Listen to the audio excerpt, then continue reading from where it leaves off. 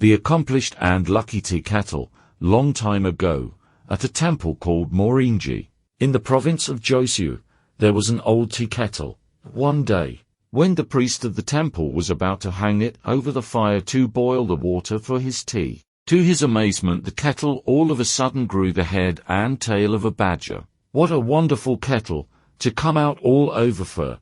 The priest, thunderstruck, called in the students in the temple to see the sight, and whilst they were stupidly staring, one suggesting one thing and another, the kettle, jumping up into the air, began flying about the room, more astonished than ever.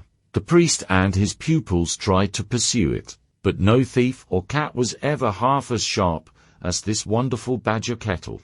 At last, however, they managed to knock it down and secure it, and, holding it in with their united efforts, they forced it into a box, intending to carry it off and throw it away in some distant place, so that they might be no more plagued by the goblin. For this day their troubles were over, but, as luck would have it, the tinker who was in the habit of working for the temple called in, and the priest suddenly thought to himself that it was a pity to throw the kettle away for nothing, and that he might as well get some money for it, no matter how small. So he brought out the kettle, which had resumed its former shape and had got rid of its head and tail, and showed it to the tinker.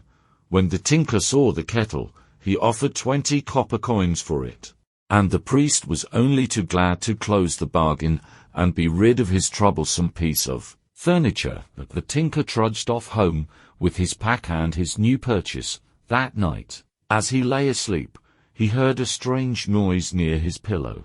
So he peered out from under the bedclothes, and there he saw the kettle that he had bought in the temple covered with fur, and walking about on four legs. The tinker started up in a fright to see what it could all mean, when all of a sudden the kettle resumed its former shape. This happened over and over again, until at last the tinker showed the Teakettle to a friend of his, who said, "This is certainly an accomplished and lucky Teakettle. You should take it about as a show, with songs and accompaniments of musical instruments, and make it dance and walk on the tightrope." The tinker, thinking this good advice, made arrangements with a showman, and set up an exhibition. The noise of the kettle's performances soon spread abroad, until even the princes of the land sent to order the tinker to come to them, and he grew rich beyond all his expectations. Even the princesses, too, and the great ladies of the court, took great delight in the dancing kettle, so that no sooner had it shown its tricks in one place, than it was time for them to keep some other engagement. At last the tinker grew so rich that he took the kettle back to the temple, where it was laid up as a precious treasure, and worshipped as a saint.